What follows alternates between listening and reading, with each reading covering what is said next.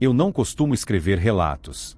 Nunca fui de acreditar em nada além do que podia tocar, ver ou ouvir com clareza. Mas o que aconteceu comigo na Serra de Pedra Verde mudou completamente minha percepção da realidade. Tinha tirado uma semana de folga do trabalho e decidi explorar o interior de Minas. Sempre tive esse impulso de fugir da cidade e me embrenhar em lugares que o GPS mal cobre. Um amigo havia me falado sobre uma vila chamada Pedra Verde, encravada no meio do nada, com poucas dezenas de moradores e uma paisagem de tirar o fôlego. Era tudo o que eu precisava. Aluguei um carro e dirigi por horas, seguindo um trajeto mal indicado no Google Maps. Cheguei a uma cidadezinha chamada São Bartolomeu do Norte, última parada urbana antes da trilha de terra que levava a tal vila. Um senhor que vendia empadinhas na beira da estrada me avisou: "Moço, esse caminho aí para Pedra Verde tem que passar de dia. E não pega o atalho da Cruz de Ferro. Vai por São Lázaro e sobe pela Trilha Grande." Agradeci, mas, teimoso como sou, ignorei o conselho. Estava ficando tarde, e o tal atalho diminuía em quase 40 minutos o trajeto. Entrei por uma estradinha estreita de terra vermelha, ladeada por mata fechada. No começo, tudo correu bem. O carro avançava lentamente, mas sem problemas. Foi só depois de uns 20 minutos que a atmosfera começou a mudar. O céu ficou pesado, sem nuvens visíveis, como se alguém tivesse abaixado uma tampa sobre o mundo. A vegetação começou a se contorcer nas margens da estrada. Árvores secas, troncos com marcas estranhas, pareciam garras, e uma névoa fina que brotou do nada. Olhei no retrovisor e juro por tudo que vi alguém cruzar a estrada atrás de mim. Parei o carro. Esperei. Nada. Mais adiante, uma cruz de ferro velha, retorcida, surgiu no acostamento. Ali começou o verdadeiro inferno. O carro morreu. Tentei dar partida, nada. Luzes apagadas. Celular sem sinal. Saí do carro e senti o cheiro de terra molhada, mas sem sinal de chuva. O silêncio era absoluto. Sem vento, sem grilos, nada. Só o som do meu próprio respirar. Caminhei uns passos adiante, pensando em procurar ajuda. Foi quando ouvi passos atrás de mim. Me virei rápido. Ninguém. Mas os passos continuavam, secos, lentos. A cada vez que parava, eles paravam também. Comecei a correr. A estrada parecia não ter fim. Árvores cada vez mais tortas, galhos parecendo mãos. Ouvi vozes. Murmúrios em um idioma que não reconheci. Sons de algo se arrastando pelo mato. Me escondi atrás de uma pedra grande, ofegante, tentando entender o que estava acontecendo. Foi quando vi. Não sei descrever. Era como um homem, mas retorcido, a pele pendendo em flaps soltos, os olhos fundos demais. Ele sussurrava, apontando para onde eu estava. Fechei os olhos, esperando o pior. Mas ouvi uma buzina. Um som distante, mas real.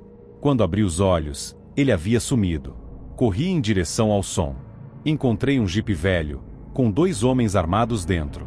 Eles disseram que eram da patrulha rural e me levaram até Pedra Verde. Quando contei o que aconteceu, um dos homens me disse: "Você pegou o atalho da cruz, né? Isso não é de hoje. Nem sempre aparece, mas quando aparece, tira alguém do juízo. Desde aquele dia, tenho pesadelos recorrentes. Sempre com a estrada, o homem retorcido e o som dos passos atrás de mim. Nunca mais viajei sozinho." Decidi fazer uma viagem de moto pelo interior do Piauí, sozinha. Sempre fui meio nômade, dessas que gostam de estrada, de dormir em pousadas baratas e conhecer cidades esquecidas no tempo. Eu tinha ouvido falar de um tal Sítio do Meio, um vilarejo quase fantasma, onde ainda se fazia farinha de modo artesanal. Resolvi ir. Saí de Parnaíba pela manhã e planejava chegar antes do anoitecer. Mas me perdi numa bifurcação mal sinalizada no meio da tarde. Quando percebi, já estava fora do mapa. Meu celular não funcionava, e o sol começava a se esconder. Foi aí que vi a placa: Hospedaria Santo Ofício, 3 quilômetros. Era a única construção nos arredores. Uma casa enorme, em estilo colonial, com a pintura descascada e uma estranha cruz de madeira no portão. Toquei a campainha velha e fui recebida por uma senhora idosa, de expressão dura, mas educada. "Ainda aceitam hóspedes?" Perguntei. Ela assentiu e me levou até um quarto no 2º andar. A casa era fria por dentro, cheirava madeira úmida e lavanda velha. O quarto era simples, mas limpo. A mulher me disse que o jantar era servido às 19 horas, e que não era bom sair dos quartos depois das 22 horas. A maneira como ela disse isso me incomodou, mas eu estava exausta demais para discutir. O jantar foi servido numa grande mesa de madeira. Eu, a senhora e um casal que parecia estar ali há dias. Eles não falaram muito. Evitavam olhar para mim, com os olhos fundos, como quem já não esperava mais nada da vida. Quando voltei ao quarto, o corredor já estava escuro. A única luz vinha de um velho candelabro na parede. Fechei a porta e travei com o trinco. Pouco depois, comecei a ouvir vozes sussurradas, como orações, e passos, muitos, no andar de baixo. Levantei da cama e fui até a janela. A casa era cercada por um matagal alto, e lá embaixo vi vultos caminhando entre as plantas. Vultos com capuzes, carregando algo, ou alguém, enrolado em panos. Fiquei paralisada. Tentei filmar com o celular, mas não pegava sinal e a câmera simplesmente travou. Depois, os sons vieram de dentro da casa. Alguém andando pelo corredor, parando diante da minha porta. Raspei uma cadeira no chão, tentando parecer que eu estava acordada e alerta. A maçaneta girou lentamente, mas o trinco segurou. Você não devia ter vindo, disse uma voz do outro lado. Era a mulher da recepção. Eles não gostam de quem chega sem ser chamado. Não dormi. Esperei o sol nascer para sair. Mas ao descer, tudo parecia normal. A casa estava vazia, silenciosa. A senhora não estava mais lá. O casal sumiu. Nenhum carro, nenhuma moto no pátio. Pensei em correr, mas minha moto estava encostada ao lado da casa. Fui até ela correndo. Estava suja, coberta por uma espécie de pó cinza. Como cinzas. Mas ligou.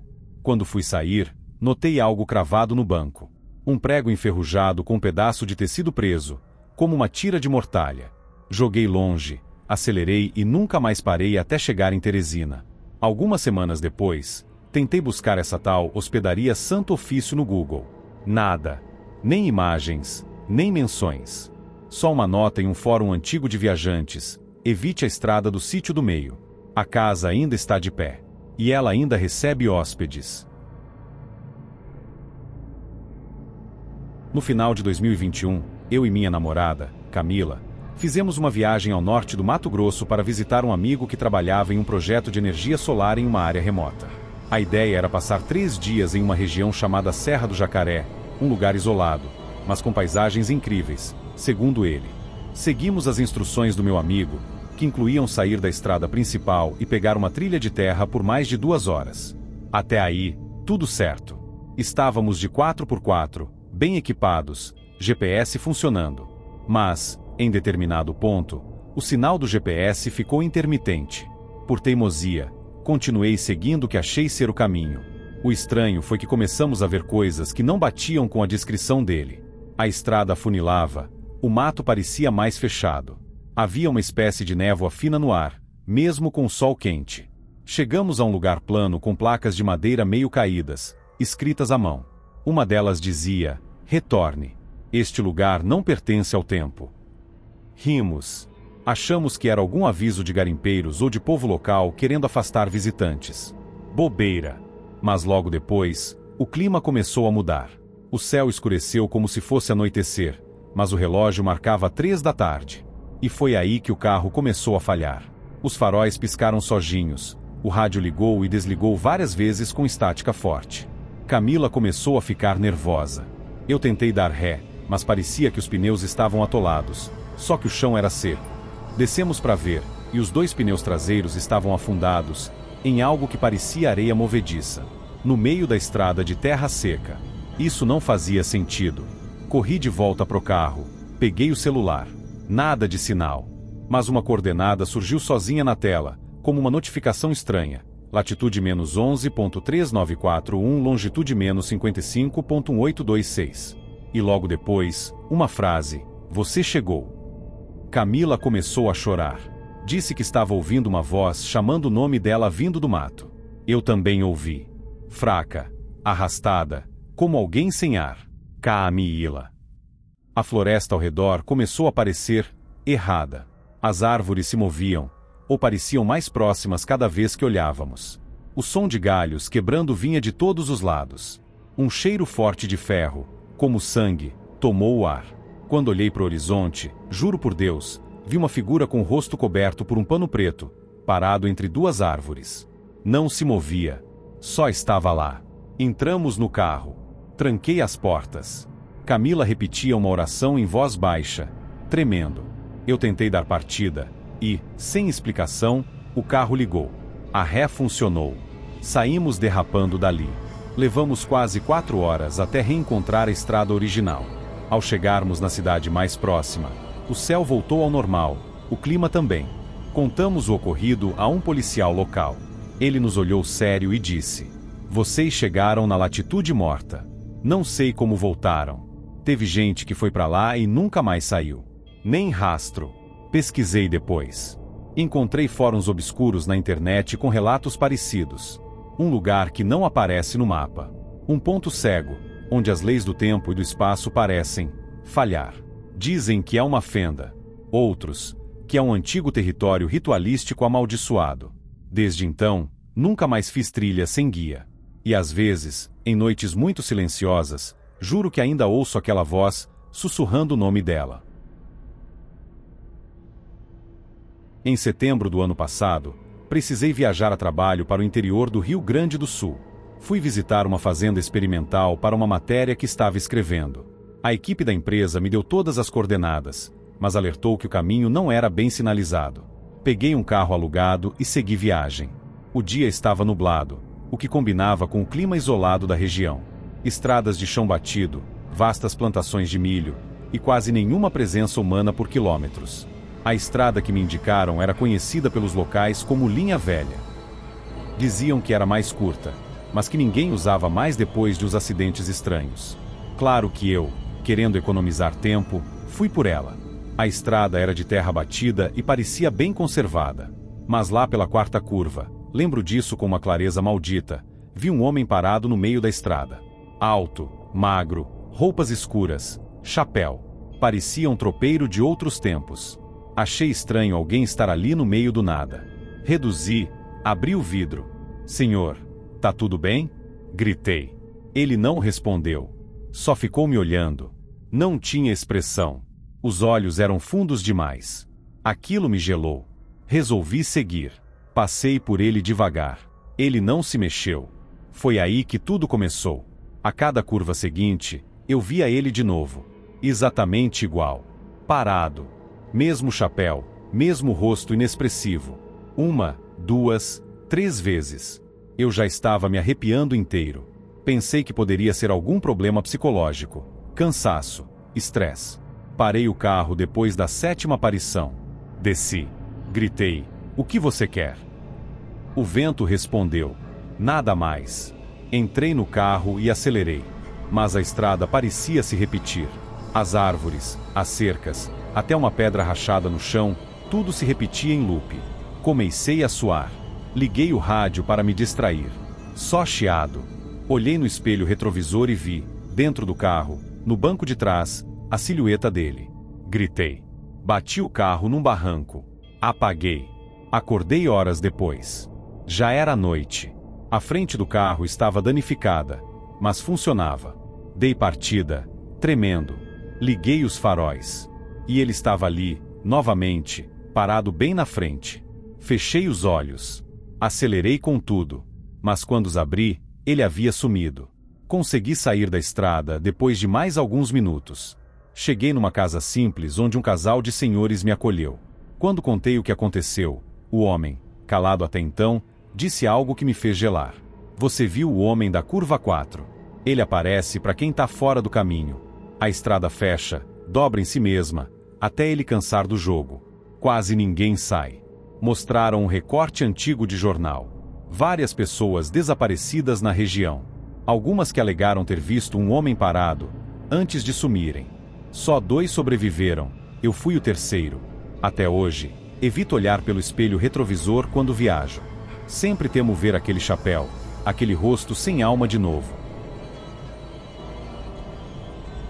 Viajei com minha irmã mais nova, Carla, para visitar a antiga cidade onde nossa avó havia nascido, uma vila pequena chamada Vaz do Rosário, no interior de Minas Gerais.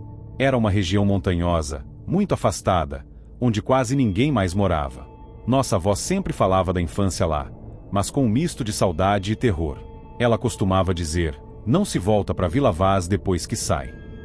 Na época, achamos que era superstição de velha. Quando ela morreu, entre os pertences, encontramos uma carta endereçada a uma tal Dona Mariana, residente da mesma vila. Achamos que seria simbólico entregá-la, uma forma de encerrar um ciclo. Então fomos. A vila era como um lugar esquecido no tempo. Quase tudo abandonado. Poucas casas ocupadas, moradores muito velhos, calados, que nos olhavam com desconfiança. Quando perguntamos por Dona Mariana, uma senhora magra nos disse: a casa dela ainda está lá. Mas ninguém entra. Era uma construção antiga, no alto de uma ladeira. Azul desbotado, janelas com madeira carcomida. A porta estava apenas encostada. Contra o bom senso, Carla quis entrar. Achei perigoso, mas cedi. Queria acabar logo com aquilo. A casa estava coberta de poeira, mas não parecia abandonada. Havia móveis arrumados, um prato com frutas secas, uma cadeira de balanço que ainda rangia devagar. A carta estava na minha bolsa. Quando tentei deixá-la em cima da mesa, ouvi um som vindo do andar de cima. Passos arrastados. Tem alguém aí? Carla perguntou. O silêncio respondeu. Subimos. No topo da escada, havia um corredor com 3 portas. A da esquerda estava aberta. Dentro, uma cama feita, um espelho antigo e uma boneca sentada numa poltrona. Mas quando olhamos melhor, vimos que a boneca estava com os olhos voltados para o canto do quarto, como se estivesse olhando alguém de pé ali. Mas não havia ninguém. A carta caiu da minha mão. Foi como um estalo. A casa pareceu respirar. O chão rangeu atrás de nós. Quando viramos, não vimos nada. Mas Carla disse: Lúcia, a boneca virou. Era verdade. Agora ela olhava diretamente para a porta. Eu disse que era imaginação. Peguei a carta e sugere irmos embora. Mas quando tentamos descer, a escada parecia mais longa, mais íngreme. E quando chegamos no térreo, algo estava errado. O relógio de parede andava ao contrário. As frutas sobre a mesa estavam podres. A porta pela qual entramos não levava mais para fora. Dava para outro cômodo, com paredes cobertas de papéis escritos à mão. Fomos abrindo um por um. Eram anotações. Coisas como: ela voltou pela carta. A casa não a deixou sair. Não leia os nomes em voz alta. Carla pegou um dos papéis e disse em voz alta: Inês Maria. Na hora, ouvimos um baque seco no andar de cima. Um gemido arrastado. Os papéis começaram a cair das paredes. Corremos, desesperadas, tentando achar uma saída. Foi então que vimos, do lado oposto da sala, uma porta que antes não existia. Correndo por ela, caímos no que parecia um porão. Havia velas gastas, bonecas penduradas, e no centro, uma cadeira com correntes. E ali, sentada, estava uma mulher muito velha. Pele enrugada como couro seco, cabelos brancos finos e olhos completamente pretos. Vocês trouxeram a carta? Ela perguntou, com uma voz seca, mas sem abrir a boca. Carla, tremendo, entregou. A mulher sorriu e disse: Agora posso ir. E vocês podem ficar. As velas se apagaram. Um cheiro de queimado tomou o ambiente. Quando acendemos a lanterna do celular, a mulher havia sumido. E atrás de nós, a porta havia virado uma parede sólida de tijolos. Começamos a gritar. Choramos por horas, talvez. Até que amanheceu, e tudo voltou ao normal. A casa parecia velha e abandonada de novo. A porta dava para fora. Saímos correndo sem olhar para trás. De volta à cidade, uma moradora nos explicou. Dona Mariana era uma espécie de benzedeira. As pessoas a procuravam por ajuda, e algumas nunca mais voltavam. A casa teria sido selada por padres em 1971. Mas, segundo ela, quando alguém carrega o nome certo de volta, a porta se abre. Nunca mais voltamos. Mas, às vezes, Carla acorda no meio da noite sussurrando nomes que ela jura não conhecer.